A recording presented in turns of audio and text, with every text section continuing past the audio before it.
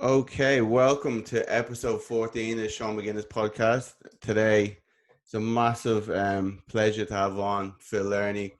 He's probably one of the coaches that has the biggest impact on me and my coaching style. Now, he's too modest to give intros himself, so I'll give you a little short and sharp one. I think Phil has been a PT for 20 years, put now up there one of the best PTs in the world. He used to be education at UP, head of education, which is the world's most successful leading PT company, and now he runs his own advanced academy, advanced coaching academy, teaching trainers and making a big impact that way. Have I left anything out there? That'll do. That'll I'm quite do. happy with that, Sean. Appreciate that. Thank you. Okay, so like I was actually saying to Phil before, this is how I first came about of him, and his knowledge is through his original podcast. So it's pretty ironic that I get them onto mine. So what I want to go over today is a bit about general pop fat loss. Now, obviously, in today's world with Instagram, when people want to lose fat, the first thing they go is they get a calorie calculator and they go, how many calories do I need to lose fat? And that's what we'll see plastered all over Instagram. But I do know your approach and the people that you have dealt with. Some people just don't want to track calories. They're too busy. They have other stuff going on. They can't just sit on Instagram all day. So I want to talk a little bit about people's approach of losing fat and being able to achieve a calorie deficit without necessarily tracking in a calorie app and without having the necessity or luxury to have you as a coach telling them what to do. Okay. Right. Where do you want to start then? So they've started out, they don't want to track their calories. They don't know anything about a calorie deficit. Or what would you say to that person about how to the first steps? Right. One of the major things about coaching and sort of dealing with people, I think we've got to put some context behind this and behind my answer as well, is that what you've got to remember is that when we're dealing with general population, you've got to consider the individual. You've got to consider a lot about the individual's lifestyle.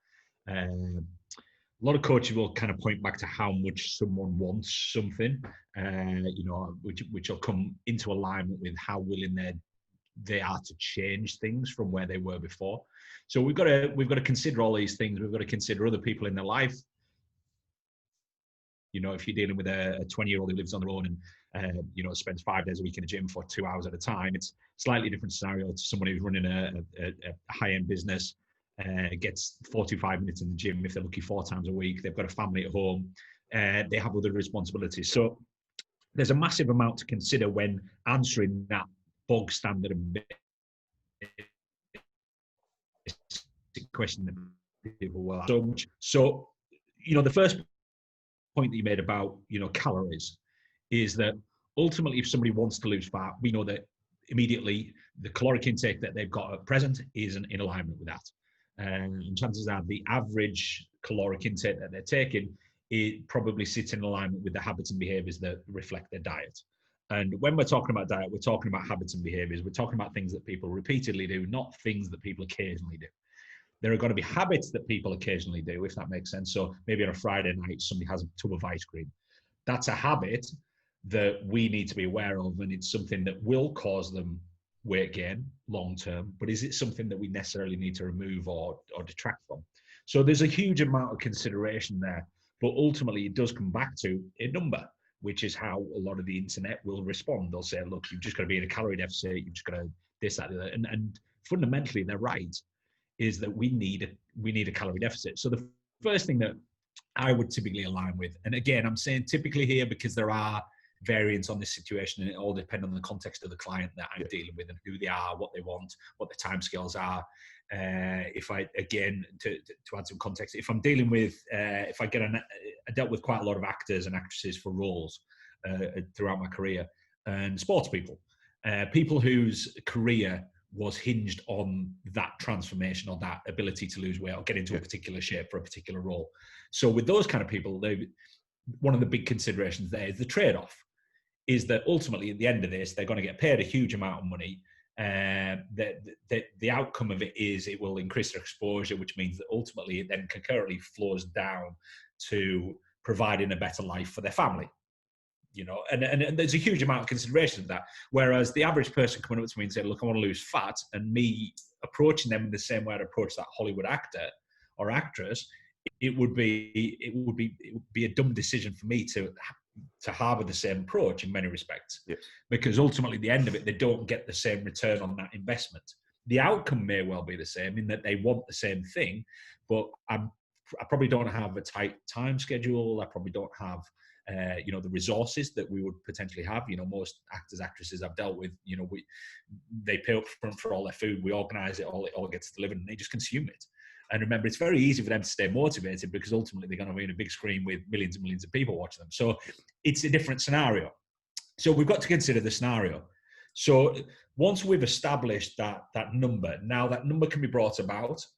Again, sorry, I'm that's good. Just continuously talking here. Obviously, you're not really saying much, but we've got to consider that number in many respects. Is that we know that tracking diet is something that people do very poorly. We know this, particularly if we look statistically, people in the fitness industry are actually worse than clients. Mm-hmm. And this is down to many, many things. And one of the things we've got to consider here is that when things become habits, they become subconscious to some degree. So what happens is somebody eats all their food in a day, then they get to the end of the day, they get their little notepad and they try and write down everything they ate. They don't remember most of it. So it isn't necessarily that people are lying. It's just that they can't remember. They can't remember, or they log it poorly, or they can't remember the quantity or the exact time they ate or anything like that. So we know that reporting is poor. So alternatively, what we could just do is actually just pull a number out of a bunch of mathematical equations which are available, which will give us a ballpark. Yeah. And then once we've got that ballpark, we've got a number or a target to attain or get to. And then from that, we can then reflect that and consider that alongside their current diet. Now, if I've got somebody who's going to log everything, and part of that logging process will be firstly empathy. I'm going to talk to that person because a lot of people won't write things down because they're embarrassed about them. Yeah. So if I'm going to make them feel embarrassed, they're not going to write it down. So part of that is empathy. My client has got to understand that I don't right now care what they eat in many respects. I need to have, in order for me to do my job well, a true reflection of what they've consumed. I don't care if they Mars bars, pizzas, beers, whatever it might be, because I do too. Which would mean I'm very judgmental, and it's not my position to do that. My position is to assess their current physiological output of their physiological input, which is how much exercise they do, what they eat, when they don't, whatever it might be. It's not for me to choose what they need to look like, because again, that isn't our role either. Our role as coaches isn't to dictate what someone should look like. Should they have a six-pack? Should they have this, that? No, they should have what they want and what they choose. And this is this whole thing about kind of obesity that people don't get. And we can make an assumption about the physical shape someone wants to be in, but we never actually ask the questions we need to ask. Yeah. So again, a bit of a time, but I mean, that's a huge topic. Yeah. So once we've got a number, we've got something to aim at. In many cases, if I get someone to do a food log, I'm going to look at the food log and I'm going to get them to do it again. So I'm going to say, look, you've just written down everything you've eaten for the last 7 days. Chances are, if they've underreported, which in most cases they do, they've underreported, what they've written down is a caloric deficit compared to what they were consuming before. They've picked the foods, they've picked the times they're going to eat. It's all convenient with their day and their daily schedule and their family and their work commitments and all these things. So often what I would do is I'd give them that exact same log and I'd give them it back to them and say, I want you to follow that for the next 2 weeks. Because as a coach, what I'm doing now is I'm increasing their output. Now, the whole premise behind fat loss is we've got to create a calorie deficit. So therefore, if they've just signed up with me as a coach, I need to create as with any scientific experiment in many respects, I need to create a control and I need to create a variable. Mm-hmm. The variable this time is I'm increasing their output. I know that because I'm going to be coaching them and training them 3 times a week. I'm also encouraging them to do, step count and other things. And that would be the same approach if they're doing it themselves. They, instead of just starting with calories, you might just get them to track their food in a notepad. And then from there, get them to increase their activity, eating the same foods. Output. Yeah, maintain it. I mean, the average person, I think it's 28 different types of food the average person rotates through. So I don't want to take those 28 choices of food and Yeah. change them for another 28, which is a thing that the fitness industry as such has done for years, is that they go, right, this person can't eat this, can't eat this, can't eat it. There's nothing that someone can't eat. It's all to do with, you know, how their relationship almost with that food. So when I'm looking at this food log, many things that I'm looking for in a food log, and one of the major things I'm not looking at in a food log is what the food is. I don't really care what the food is in many respects. You know, ultimately, as we move on, I care more and more about it, because right now, the biggest impact on their health right now will more than likely be their weight. Yeah. And in most cases that I deal with, it is, you know, and all the metabolic consequence that comes with obesity and people being overweight. So for me, my goal is to get them losing weight, which creates a positive outlook. They get motivated. And then once someone's motivated, it's much easier to ask someone to eat vegetables when they're motivated than it is when they're not. Yeah. Because if they don't like it, they're not going to eat it. You know, it's a bit like exchanging a food they thoroughly enjoy for a food they don't thoroughly enjoy. They're still going to wake up the next morning overweight. They're still going to wake up the next morning feeling the same. They're not all of a sudden going to have this massive, you know, you've ate a kilo of broccoli, which now you feel on top of the world. You won't. You know, it doesn't work like that. So what I've got to do, I've almost got to market and sell vegetables and fruit and, you know, plants. I've got to, you know, all the stuff that people typically don't eat a lot of. So how do I do that? I get the ball rolling, and then I start to introduce those and educate them at the same time as to the benefits of them. So Phil, can you, so with someone, they can either, if they're starting off, they can either start with a calorie number, or they can just, do you have any considerations? Obviously you've dealt with people that are just, there might be CEOs or whatever, they're just too busy to track their calories. They just don't want it. They don't have time to sit around. Yeah, but what you've also got there is that you've also got, you know, look at a CEO, right? A CEO is super easy to tap into the mindset of. Yeah. Because if you've got a CEO of a company, they know how processes work. They know how, you know, mechanisms work, and they know how to have, everything's got to follow a sequence and a plan. And all you've got to do as a coach is put that across and go, look, I need data. You know, big word in you know, in any business nowadays, data. I need data. Without data, I can't help you. So for a CEO to then turn around and go, no, but I haven't got time, is nonsense. They're not going to do that. They just don't understand the value of it. So you've got to emphasize what the value is, and you've got to talk their language. So I'm going to go, look, I need data. Without this data, it's a bit like you going into a board meeting and one of the board members turning around to you and saying, look, what was profits and loss last month? And you turn around and go, I don't know. Yeah. And ultimately, when we're talking about diet and fat loss, we're talking about profit and loss. It's exactly the same thing. What's coming in versus what's going out. Now, a CEO is going to get that.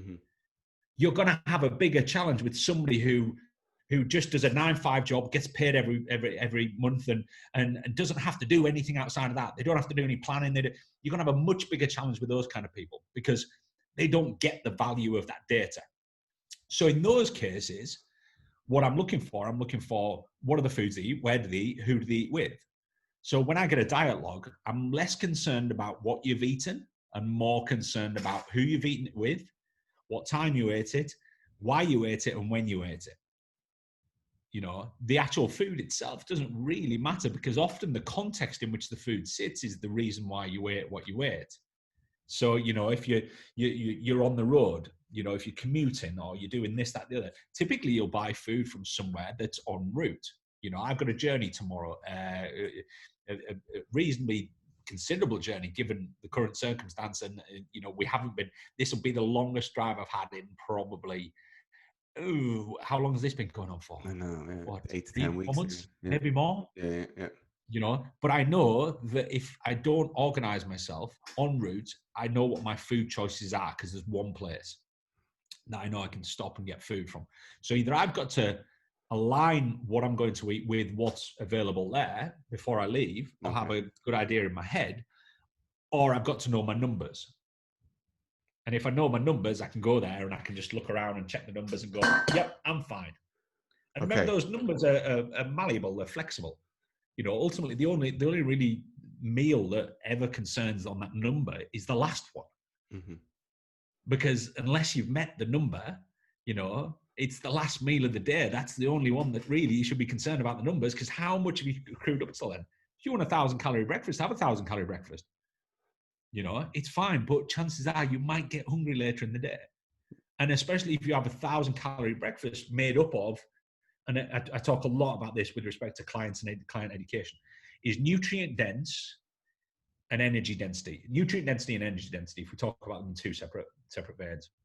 Nutrient density indicates to us how many valuable nutrients there are in a particular food. So when we're talking about vegetables and things like this, they have a huge nutrient density. And inside that nutrient density, you also typically have a correlating line of satiety. So something that will make you feel full. So we know that the nutrient dense foods typically make you feel really full. Not all the time, but the vast majority of the time they do. There are nutrient dense foods that don't really make you feel full as well. But for the most part, we want loads of nutrient dense foods in there. The problem we have is that when nutrient density goes down, energy density typically goes up. So if you're going to eat 1,000-calorie breakfast, which is a fair feat for many people, right? It's a feat. To eat 1,000 calories of nutrient-dense food is a challenge. To eat 1,000 calories of very, very low nutrient density food is easy. And the problem that you've got there is that if you've eaten 1,000 calories of very low nutrient density food, you're going to get hungry. So then we start to understand the value of having more vegetables or fruit and things like this in your diet, things that have this, nutrient density to them. And not only that, but we're also pushing health there, because we're getting all those vitamins and minerals and fiber and phytochemicals and phytonutrients and all those things that we want for overall health. So there's an agenda there in many respects when nutrition programming. So do you think, because so you don't really mind if someone's starting off and they either write their food down or they track it in a calorie app? Do you think there's, it's better to say track your calories in some cases or go through phases, because like you said, there's a lot of hyperpalatable foods that are so easy to overeat on that we may not be unaware of? Well, when we talk about hyperpalatable foods, we're talking about food. Hyperpalatable, for those listening that don't understand what that means, that hyperpalatable means that it's something that we will resonate towards, firstly, and particularly on our own palate. It's a personal thing. So for, let's take crisps. Somebody might find prawn cocktail crisps are hyperpalatable. Salt and vinegar crisps, not so much. So it's a flavor thing. So when people talk about things like sugar and blah, blah, blah, it's nonsense. Because it just correlates with the fact that most foods that people overconsume have a high amount of sugar and a high amount of fat. Because that's just how the body works, right? So it has a high amount of sugar, high amount of fat. So it's really easy to blame fat and sugar, and it's because sugar's addictive, because fat's addictive. No. It's foods that have high concentrations of those particular food structural components. Because remember, fat isn't just fat, sugar isn't just sugar. There's many different forms of both. So we've got to consider all of that. So when I'm looking at the types of foods that somebody's eating, I'm taking all those things into consideration. So I'm looking at, if somebody's having, toast and eggs for breakfast or whatever it might be, I'm looking at how they're structured, how they're cooking them, the context in which they're eating them. Because breakfast's a really easy one. Typically, breakfast is typically a really habitual thing. So that people have this routine, solid routine, first few hours of the day. So that's a really easy one to indicate when people have got routines. And typically people eat breakfast without very few people eat breakfast with family. Most people in modern society, they don't have that opportunity. It's very rarely will people sit down at the same time and eat breakfast. Evening meals are different. So it's more of a social thing. So those are things we've got to consider. So when I'm getting someone to do food, I want to know, are they sitting down with their family for breakfast? Because then I need to consider everybody else. I need to consider the preparation of food. I need to consider the acquisition of food. And these are things I also talk about, is preparation, acquisition, and also the financial side of things. You've got to consider that. Is that it's all well and good telling someone to go away and eat grass-fed beef, but what if they can't afford it? And if you don't see value in it, and you're not big into taste, and you're not big into flavor and blah, blah, blah, why would you spend that extra money on it? There are certain fruits and vegetables that I will most certainly buy organic, just simply because they taste better. Yeah. And I'm a massive food fan. I'm not, you know, I don't buy them because, you know, the farming practices and things like this, I think are really sketchy. And, you know, I've got lots of friends. I grew up in a very rural community. I have lots of friends who are farmers, and I know the kind of legislations that you go through, and it isn't all what it seems. But ultimately, if things are organically grown, and certain things are, and they certainly value eggs, for example, eggs, right? Good quality eggs taste considerably different. Considerably different. The welfare of the animal that produced it is way better. I get an egg that tastes so much better. It's sustainable, which is a massive key word in today's, you know, day and age, and will be probably for the next, you know, million years. Sustainable. So we've got three things there that everybody benefits from. The only unfortunate side to it is it probably costs a little bit more, you know. So I've got to tie that into cost versus, you know, benefit, right? So I feel we've gone off on a little bit of a tangent there, that's good. but yeah, so I'm looking at what people eat. I'm looking at the context in which they eat, and the reasons why they eat certain things, and I'm looking at adapting that. You know, if I look at what anybody eats, for me, as somebody who understands nutrition and understands all these different things, it's not difficult for me to shave 50 calories off each meal they consume. Really easy. Without it changing the overall format, the taste, the satiety, the texture, all of this stuff, I can keep it the same, but I can find ways of saving them a few calories here and there. Now, if you stack all that up with an output that's been increased, all of a sudden that person starts to lose weight. Now, when you have that conversation with them in several weeks after that, they want to change. They're mad for it. They're like, look, I realized that this, and this is a story I've probably told you, Sean, you've probably heard it a million times, and it's one I'll continue to use because I think it's very relevant, is that you know, if I've got somebody, I talk about, you know, John on a Friday night, goes out with his mates, eats pizza and drinks beer. And he does it with his mates. And that for him is, you know, he's overweight, is, you know, that's his social life, that one evening in the week, because he works through the week. He can't go out. Friday night is his social evening. Now, he doesn't have a lot of confidence. He's, you know, a bit insecure about things and blah, blah, blah. And as his coach, most coaches are going to turn around to him and say, look, John, you want to lose weight, stop eating the pizza on Friday night, stop drinking the beer. So what they want you to do is you want to stay in. They want him to order the Caesar salad, which probably has just about as many calories in it anyways, but they want him to order the salad, and they want him to stop drinking beer. So the first thing that's going to happen is John's going to feel really uncomfortable about the evening. Second thing that's going to happen is his mate's more than likely going to wind him up about it, because John's tried to lose weight multiples of times. He's failed multiples of times. Therefore, they see it as an opportunity to wind him up or ruin him. People can talk all they want about, you know, if they're his friends, he shouldn't do that. That's what people do. They wind people up, especially, you know, groups of guys and blah, blah, blah. So he's like, he doesn't want to draw attention to the fact he's trying to lose weight because he's failed. Nobody's ever going to want to draw attention to something they've continuously failed at. You know, you're not going to, you know, imagine going on social media. You're going to broadcast on social media, I'm going to go and cycle around Britain. And then you don't do it. And it just kind of falls. You're not then going to announce it again. And this year I'm going to cycle around Britain. Yeah. Because you failed. You didn't do it last time. So you're not going to keep announcing that because nobody wants that. Nobody wants to highlight failure, right? So he doesn't want to tell them. So therefore, he doesn't really want to order the salad. He wants to eat the pizza. So we can call it peer pressure or whatever you want to call it. But ultimately, he will succumb to the peer pressure. So I've got a choice as a coach. Do I educate the peers, which is something I've done before in the past?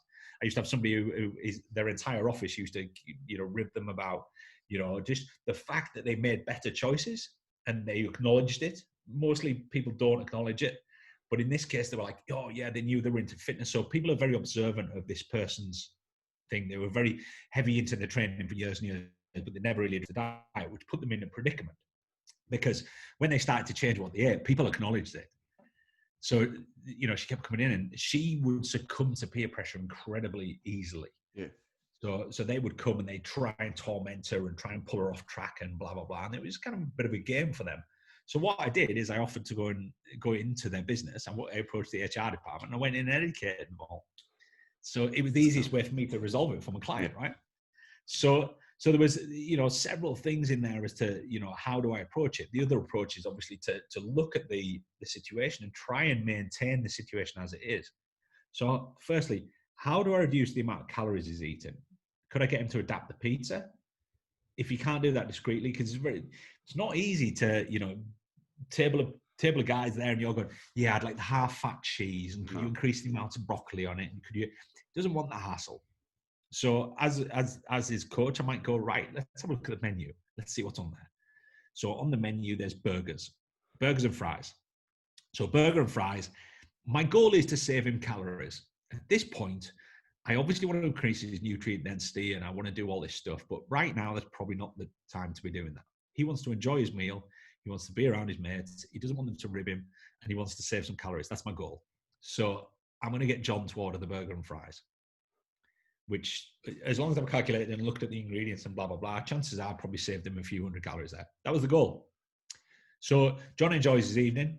I might suggest to him about strategies as to how to drink slightly less beer. Because remember, after a few beers, most people don't acknowledge what everybody else is drinking. So, when he goes to the bar, he doesn't order himself one, and he buys bottled beer so people can't see what's in the bottle. There's loads of little things that you could do there, but a lot of the time, a little bit pointless, some of them. They're a bit overkill. It's a bit like, you're trying to sneak around like some covert mission, when in fact, you don't really need to do that. You probably just need to think a little and, consume. Or I might change what he drinks. I might go, after a couple of beers, switch to a glass of wine or whatever it might be. I'm saving him calories. And he maintains all the great things about that evening, the enjoyable food, the company, the feeling of confidence that he probably gets from having a couple of drinks. All those nice things. So he wakes up on the Saturday morning and he's like, wow, we really enjoyed last night. And really, in the grand scheme of things, it wasn't that much different. Doesn't know the calorie difference, doesn't do this, that, but ultimately, in the back of all of this, he's reduced his calories. And I apply that same principle across his week. So then 3 weeks later, John's lost weight, notably lost weight. He hasn't really changed much about what he does. Times he does, he's not preparing food for 3 hours an evening. He's not doing any of that. He eats at Pret at lunchtime. I gave him some options and ideas to save a few hundred calories at Pret. And, I looked at the logistics of his week. I gave him some ideas to, let's say his wife cooks the evening meal. So I took all their regular evening meals. They had spag bol on a Monday night. They had cottage pie on a Wednesday, blah, blah, blah. So I gave him some recipes that save a few calories that she's made for the entire family. Brilliant. I've told him to up his veg in his evening meal because there's no one there going to be judgmental about it. So we're increasing nutrient density, making him feel fuller. And I've looked at the things that he does habitually and considered them all. So at the end of those 3 weeks, he's losing weight, right? So now he's confident and his confidence is growing and he's thinking, I can do this. I'm increasing his output in the gym. That's my goal in the gym, obviously. He's eating better. If someone was to look at his diet as an overview and go, oh, that's a bunch of unhealthy food, perhaps. But what healthy definition, how does that pan out? So what we're looking at is he's within his calories. So he's losing weight. So all of his mates on some Friday night are going, wow, John, you've lost weight. You've been doing anything. You're eating burgers. And as a coach, if you're coaching him, Sean, who do you think they're going to talk about? They're going to go, oh, Sean's organised this. It just feels like my normal diet, but I'm losing weight. So then all of a sudden, he's open to change and suggestions as to, he'll come to me. And I've had this so many times from my career where my client will come to me and go, Phil, I know the burger and chips isn't great for me. What do you want me to do? You tell me what to do and I'll do it. And at this point, the confidence is up there. His mates aren't ribbing him anymore. He's confident he can complete this.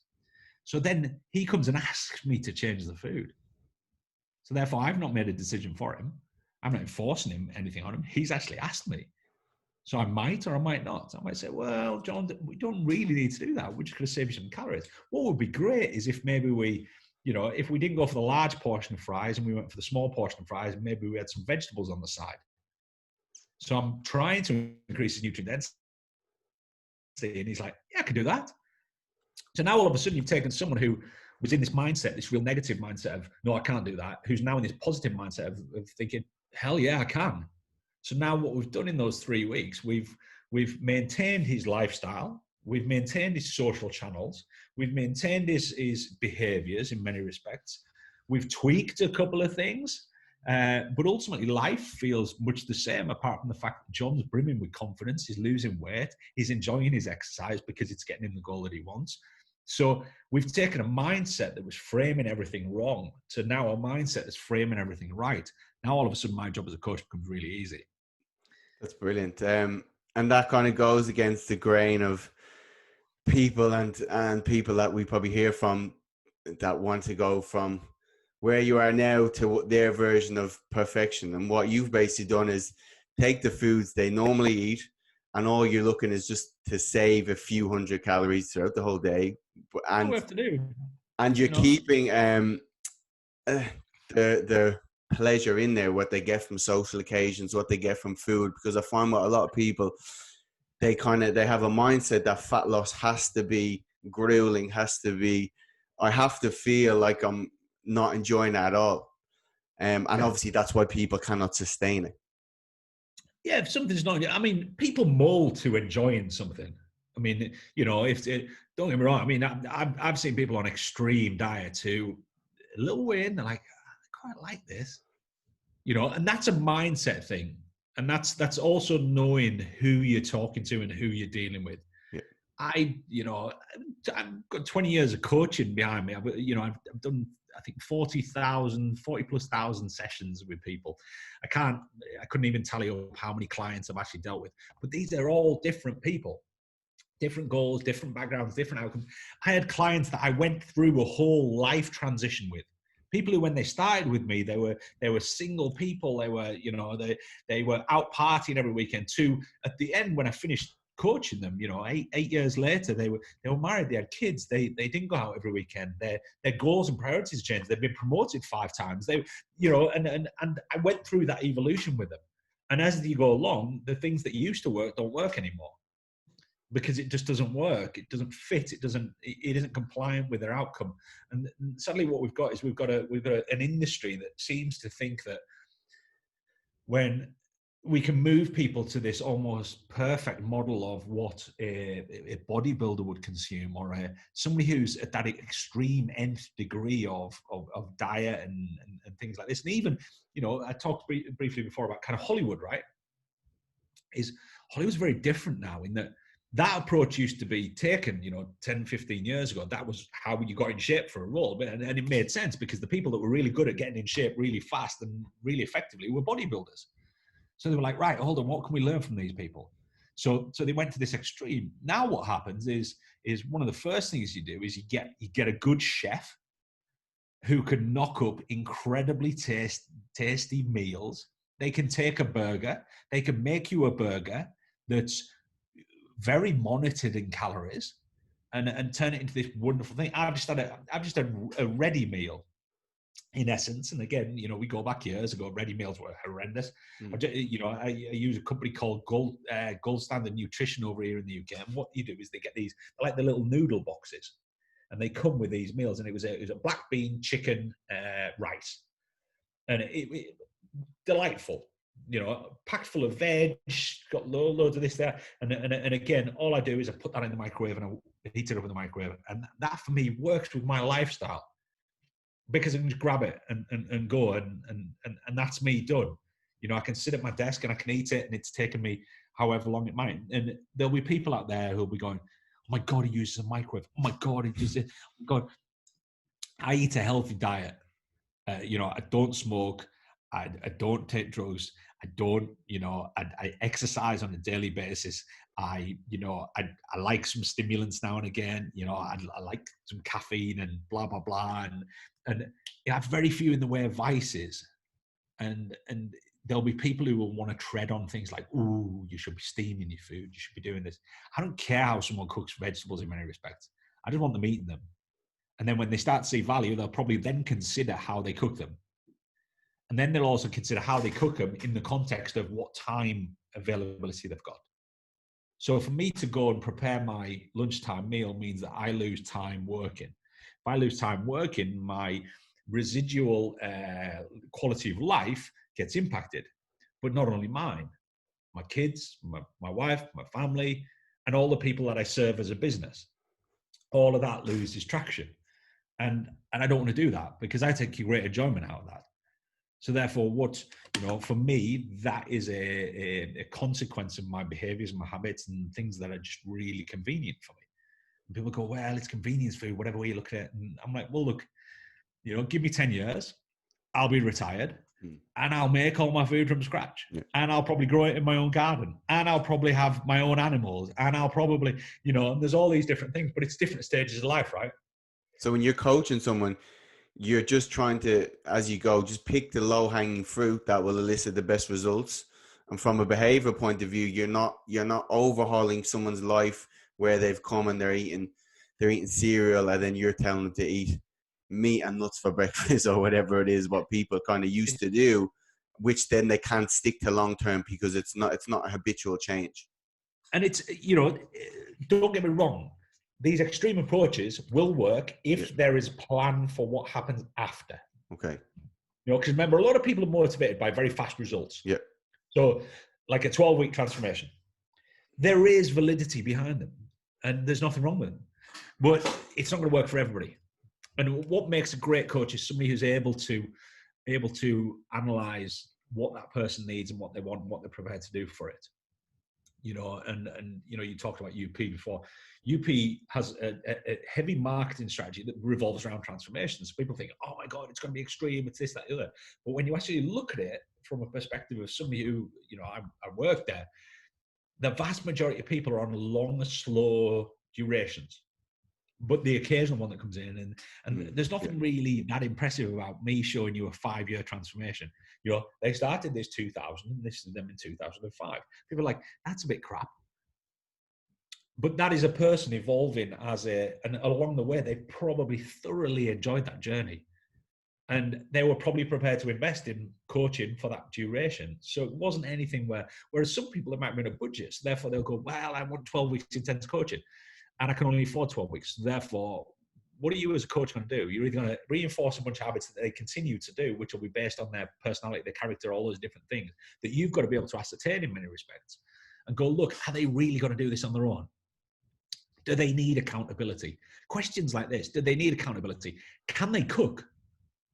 This is a bizarre one, right? You get so many coaches who go, right, you're going to go and prep your food. Prep your food. Most people can't cook. They genuinely can't. So it's not, you don't need to prep someone's food. You need to tell them where to buy it from, what they should be buying, and how to do it on their normal routine. So again, you'll have CEOs who get up in the morning and they leave the house immediately. They leave the house, they go into the CBD and they grab food from somewhere. You need to know the from. You need to know where they get it from. You also need to try and ascertain what the calories are from everything that's in there. So then all you do as a coach, you go, right, hey Dave, you go to this place every day, which is part of your habit. You get a coffee, you get this, that, the other. Right. What I want you to do is do this. And these are your choices. Blah, blah, blah. Give me some choices. So Dave's able to go in every single day and pick something different from the same place. Or you might find somewhere that's next door to it and say, a couple of days a week, you could go in there and I'll give you some options for there as well. And where do you get your lunch from? If it's CEO, maybe the PA maybe goes out and grabs a lunch. So who do you need to speak to? You speak to the PA, you give them a list of stuff that they can go and grab and bring back in. What are the things they favorite? What are the things that they get in board meetings? What's the, board meetings are a nightmare sometimes because what they do is they put biscuits on the table and they put, and culturally, there's also that factor, right? And how many years did you coach in the UK before you went to Oz? I was in Ireland for 2 years with Damien. Right, with so Damien you were in Brown. Ireland, right? So 2 years. Yeah. Culturally, there'll be a difference. Culturally, if I moved you to out the CBD and somewhere else into rural Australia, cultures change. So we've got to consider all those things, and these are all factors in as a coach. Who am I dealing with here? Am I dealing with somebody who literally buys every single meal they consume as they go? If they do, that's cool. We can work with that. But as a coach, that means what have you just done as a coach? And we've talked about this before, is that all you've done is expanded your services. You've just told someone that you will look after all of that for them. Whereas back in the day, it used to be your service as a coach was you'd turn up, you'd train someone for an hour, and then you make some kind of rudimentary diet made up of vegetables, rice, and fish. And that was what people did. Whereas now, how many people go home and cook rice, vegetables, and fish anyways? We can't expect the general population to go home and prepare food when the vast majority of them don't cook. You know, we don't cook much now. Yeah. I love cooking. I'm a massive fan. I grew up in a you know, my mum cooked for 20 years. I grew up in a pub. It was, you know, that's all I knew. You know, I love cooking. I'm a massive fan of it. My wife loves cooking. You know, she loves baking, cooking, everything. It's just time. You know, if I could make all my food, but I also enjoy food, which means that all the things that I need to replace those foods, you know, I have a few food delivery companies that I use that when I'm up against it and time's tight, I'll be like, right, I'm just going to get online. All of my food for the week is coming on Monday. So I don't have to think. All I have to do is heat. That's all I have to do. Yeah. Heat it, eat it. That's it. If anybody And steals if that slug, I'll and sue if you. and if someone is obviously doing it without a coach, it's the same concept. You don't necessarily want to change the context in which you're eating drastically because it's too much of a change, but you simply just want to alter the calorie content of those foods. Yeah. Yeah, you're just looking at options. You're looking at variables. I mean, there isn't a, you know, we do recipe books. We have like 180 something recipes, I think we've got created. And all they are, they're foods that people eat. They're regular foods that people eat and consume on a regular basis, but they've been tweaked and manipulated slightly, so they're slightly lower in calories. So you apply that to every single meal you have, you know, the traditional, you know, Western culture and, you know, particularly in, you know, in the UK, really, people have this, there's a certain number of foods that people eat. Most people eat a lasagna at some point. Most people have a pizza. Most people have a, you know, spaghetti bolognese. That's the Italian stuff, right? So then most people have fish and chips. Most people will have, you know, and there's this list, cottage pie, shepherd's pie. There's these traditional evening meals that people will create. And every single one of them, I can give you a recipe that's probably going to save you hundreds and hundreds of calories in each one of them and taste pretty much the same. You know, I do a chili. I do a variation on the chili, which, you know, I used to have this chili and it was, you know, I'd create this sauce and it was predominantly all just meat. You know, it was just meat with a can of, I used a tin of kidney beans in it. Whereas now, you know, we've got the kids, everybody. So, you know, you've probably got an equal proportion of the amount of beans and the amount of meat in there. You know, I would imagine actually once you add all the veggies in there. So I chop up you know, there's an entire red pepper in there. There's an entire yellow pepper in there. This is for 4 of us. Entire yellow pepper in there. There's a tin of kidney beans. There's a tin of chickpeas. There's a tin of pinto beans in there. There's 500 grams of mince. 2 tins of chopped tomatoes. There's tomato puree in there, and there's a whole bunch of herbs and spices and this, that, the other, and even some cocoa powder. And it's all chucked in a pot and it's done, you know. But the amount of fiber that we're getting from the beans, it's massively filling. You know, we get loads of protein in there from both the beans and rice combo and also so in essence, it's a plant-based. And this is something I've talked about a lot, is that good coaches, I've been doing it for years. I tell every single one of my clients they should be more plant-based.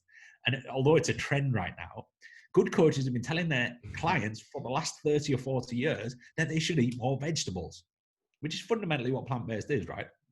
You know, we're just looking at meals that are more plant-based than necessarily meat-based. And that's cool because if we get the combinations of things right, it's almost like you're kind of half vegetarian, half, you know, and it's great and it's sustainable and it's great for the environment. And it means that you can get people who are spending a bit more on better quality meat because they're using less of it. So again, it's the scenario of everybody wins. Yeah. You know, I might take someone who used to make a chili on a Friday night and I'm going to go, right, I'm going to give you my recipe for chili. Because firstly, you're going to save a ton of money because you're not putting as much meat in it. We're going to be able to put that money that you've just saved back into the meal. So you've got a better quality of meat and everything else is in there as well. So as you go, you as you said, you're talking about plant-based, you're slowly bringing someone on a journey where you're increasing the nutrient density of that food. So obviously they're going to be fuller, they're going to be satiated, and they're going to eat less of the crap. I think a lot of people first go to fat loss and go, I need to stop doing this, I need to take that out. But you're not doing that. You're working with what someone has, and then you're slowly adding foods on top. Yeah. And you look at anybody, and anybody out there who's been on a diet, who's just all of a sudden switched from doing their normal diet to another one. And it's something that people generally don't talk about. But your trips to the toilet will change dramatically, right? Irrespective of anybody. If you flip your diet from whatever it was before And what often reflects in people go, hold on, my digestive system was actually better when I ate my normal diet than when I'm eating this healthy diet. So what happens is, because your body doesn't get time to adapt to anything, it just throws everything right out of sync. So you get this person who's gone on this super duper healthy diet, but their digestive system has gone to pot because it's not used to handling all that, and it's totally different, so we've got to have this kind of progressive journey of people, moving across and their body getting used to it, and all these different things. There won't be a single person out there who's listening to this who will go, oh yeah, no, I went on this diet and I got constipated, or I was going to the toilet every 5 minutes, or I was thirsty all the time, or and there's all these awes about it. Whereas it should just be this progressive sort of, how do we migrate people to this diet that overall is sustainable, something they're probably going to do for the rest of their life. You give them a bunch of recipes. That chili recipe I use, I could knock that up. I don't need a recipe. I can knock that up in my sleep, because I've used it so many times. I know what's in it. I know how many calories in it. I know all of this stuff.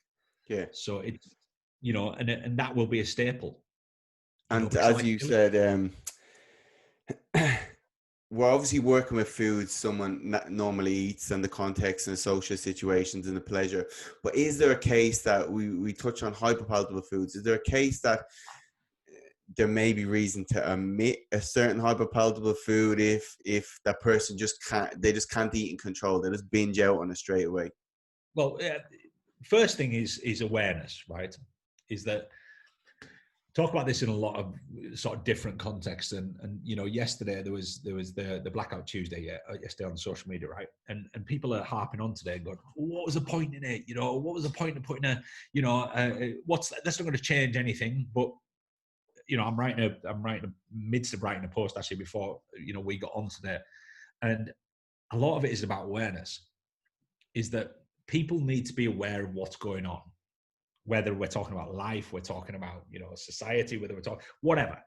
Awareness is the business. You need awareness of what's going on in your business. If you haven't got awareness, you're going to fail.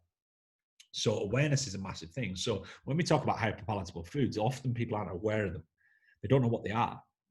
So and I think you've been in seminars with me where what I do is get all the coaches to tell me what the hyperpalatable foods are. And what starts with is people go chocolate. Mm-hmm. Right. And again, a lot of your listeners right now, they'll be able to relate to this. So again, think about this if you're listening to this.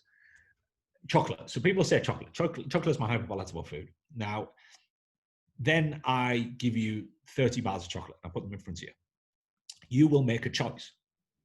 You don't just go, oh, it's chocolate, I'm going to overconsume all of it. It will be a particular chocolate bar, a particular type of chocolate. So if we just went straight up chocolate, some people like 40%, 50%, 60%, 70%, 80%, 90%, 100% cocoa, right? Different tastes, different palates, right? I much prefer any chocolates between about 70 and about 90% cocoa. Not a big fan of anything below that. They're my hyperpalatable ones. I have some 85% chocolate in the other room that will be something that I will go to and I will overconsume. Mm-hmm. But because I know I would do that, I'm conscious of it, which means that when I go there, I know that I have to snap off X amount of squares and that's my lot. So firstly becomes awareness. So once people become aware of them, so first thing is just identify them and get the person themselves to identify them. So again, the people who are listening, identify what that is. Some people will say ice cream. What flavor? What texture? Which brand? They all come into play. When a brand changes the flavor of something, often many people who found it hyperpalatable before now all of a sudden don't like it. So when people say sugar, it isn't sugar. Nobody's consuming bags of sugar. No. And if sugar was the thing, that's what you'd be doing. You'd be consuming bags. You're not over consuming sugar. You're over consuming whatever that sugar's in, which means it's the taste, the texture, it's all those things that are linked to it. There's certain chocolate bars out there that I do not care one bit about. Ice cream, I'm like, put some vanilla ice cream in our fridge. It'll sit there for the 6 months. The kids will eat it. I'm only eating vanilla ice cream if you give me some hot apple pie to go with it. I'm not going to just eat vanilla ice cream. It needs context, which is the hot apple pie, right? So there's certain things that I associate with other things and blah, blah, blah. And part of your job as a coach is to note those things, is to acknowledge them and go, look, if you don't eat apple pie, you don't eat the ice cream. That's my simple process. Mm. And if I've got no vanilla ice cream, I'm probably not going to eat the apple pie. So one has to coexist with the other. There's all sorts of things, and this is why it's important to look at that context as to why people eat them. Because remember, whether we're talking about business or whether we're talking about anything, and I'm always a big fan of this, is that one of the first things I'm looking for with anybody is what do they habitually and behaviorally do, because that is going to give me an idea of probably where they're going to be in the next year. So 12 months down the line, because you need time to adapt to these things. I know that from a business perspective, the habits and behaviors that somebody does will influence what their business is going to be like in a year. The habits and behaviors diet-wise are going to influence what their physique is going to be like in a year, and the health is going to be like in a year. So these are all things that I've got to consider. And has your business been going the wrong way? If it has, we need to probably stop it, and then we need to reverse it. If your business is going okay, we need to look at the things that are making it go okay. And chances are there's a lot of things that you do really well and a lot of things you're just doing really badly. So I'm going to take the things that are going really well, and I'm going to enhance them. But I'm also going to look at all the things that are going badly and say, well, maybe you shouldn't be doing that. You should be getting somebody else to do it who's better at it than you. Or I'm going to say, you don't actually even need to do that.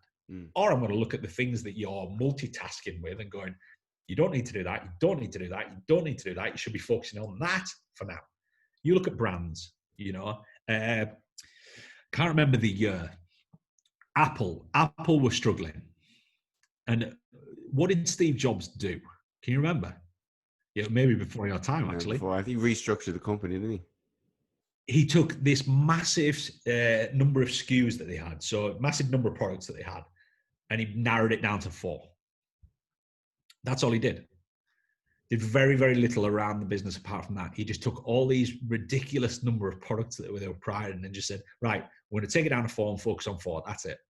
Business turned around. I can't remember the statistics of it. It was some insane amount, but it made the business what it is today. Because what they did is they took all this multitasking and, we've got to create more and more product. And instead of producing more and more product, they just did, right, we've got these core products that perform really well. Let's make them perform even better. Let's dominate in those 4 markets. That's what they did.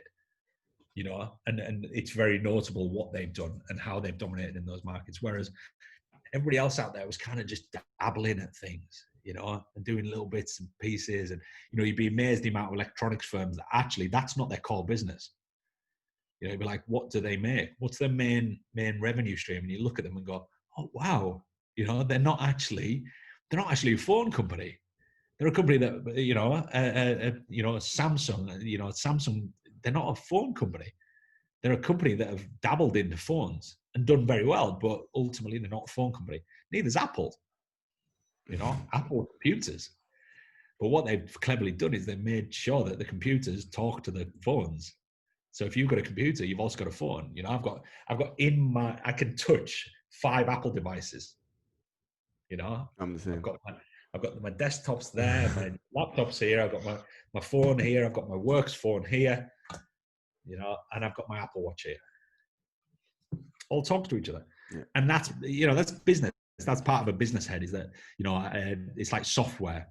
When you design a website, what are you looking for with a website? You're looking at things that talk to each other, because that's what makes a website operate. It's API, it's advanced learning. You want it to learn from each other. And then what's the other thing that you want in a website, a modern website? You want AI, you want artificial intelligence, so it learns about the consumer and their habits and their behaviors.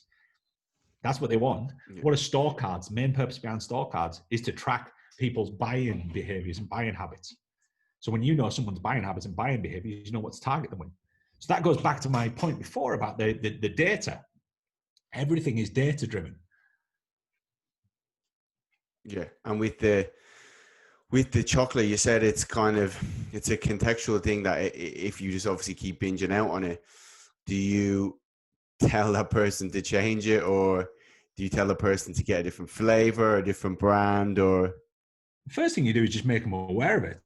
Make them aware of the fact that they consume it, they consume this chocolate, and make them aware of which one of them is hyper palatable. Because straight away they're like, every time they pick it up now, they go, oh, that's the one I overeat. Okay. Yeah. And I'm aware that I overeat it now, instead of just, so what they do is they go, right, so instead of eating the entire tub, I'm going to eat half a tub. You've just accomplished what you wanted to accomplish. Through awareness, not through telling them not to eat half the tub. You just said, look, you've got to be very careful with these foods. So they're like, oh, Okay, I will be.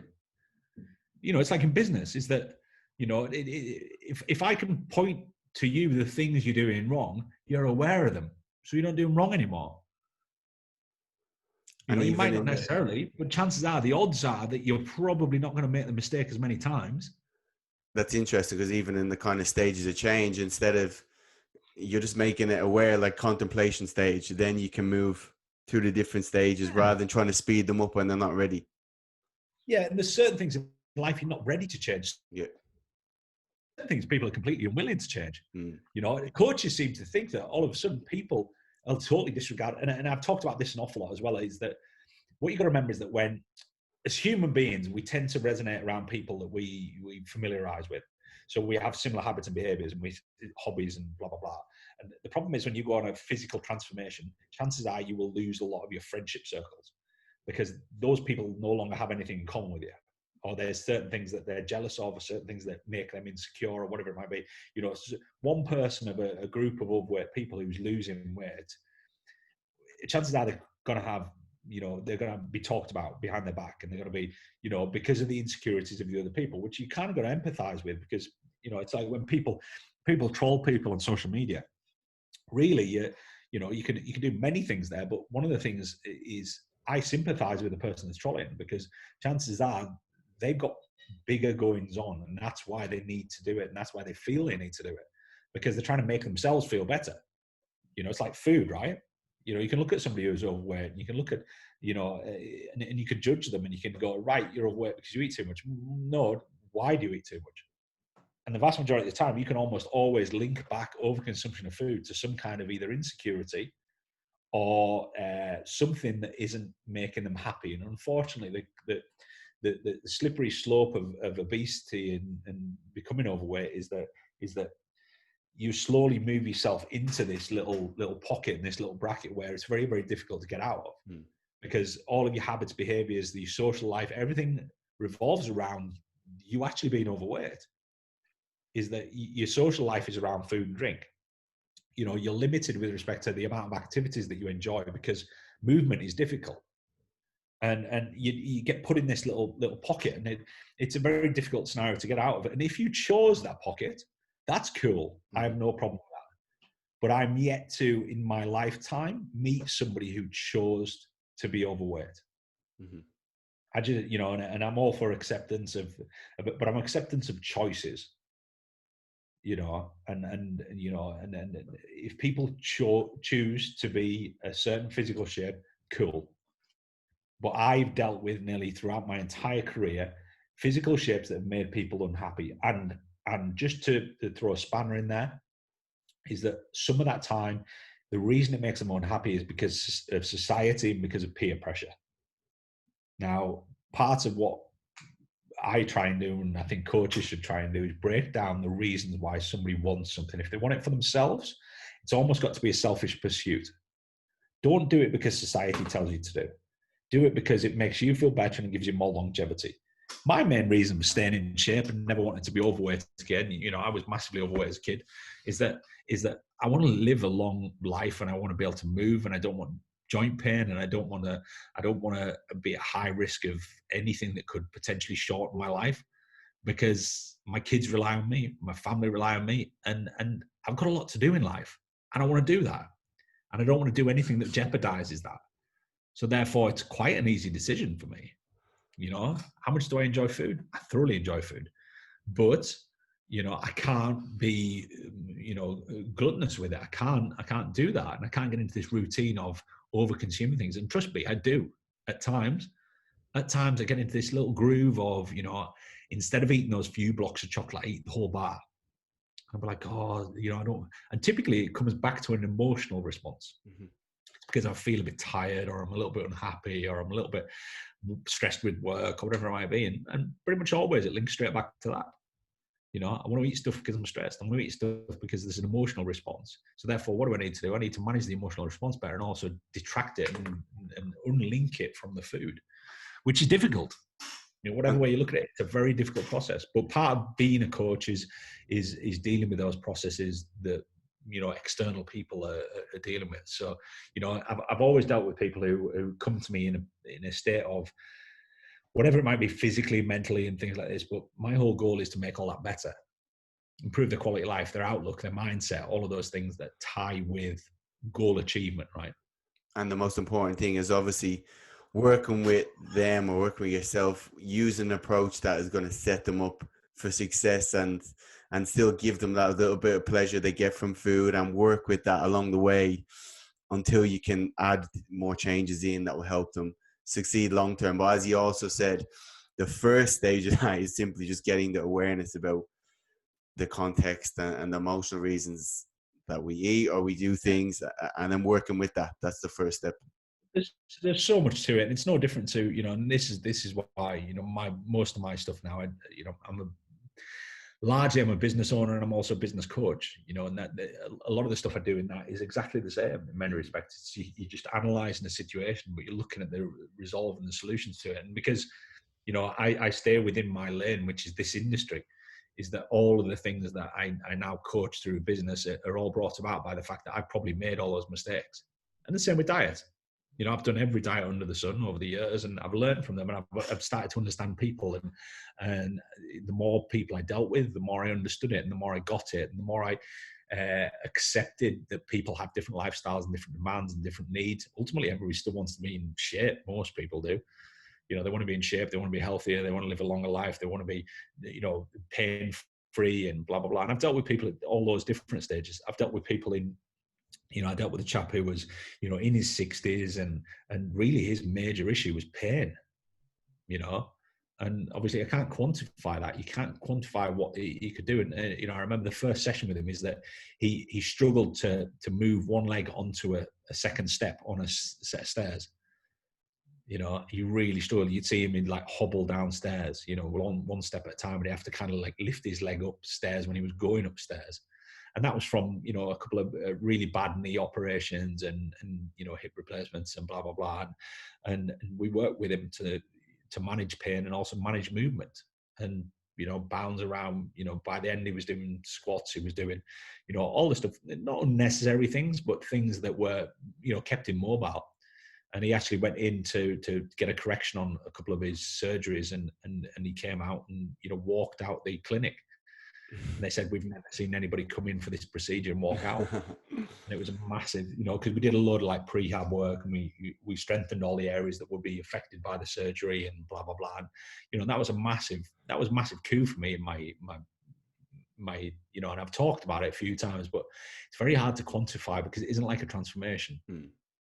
You know, you can't quantify that. You can't go, oh my God, you know, level of pain was here, it's now here, and, you know, couldn't move before, and, you know, and it's quality of life, right? Yeah. Oh, too good, Phil. And I think one of the biggest things, and the reason you've impacted me and also all the coaches that you teach in Advanced Coaching Academy, is you mix the point of the scientific data, but with real people. And obviously you having that empathy from being there. Two of them never get crossed a lot of the time, especially on social media, and it's that mix of both that really sets people up for success, which is why it's always too easy talking. I don't want to use too much of your time, Phil. We'll get you on again. That's unbelievable. I want to thank you again. Thank you so much for having me. Thank you very much, Phil. We'll definitely get you on again. Appreciate it. Cool. All right, Sean.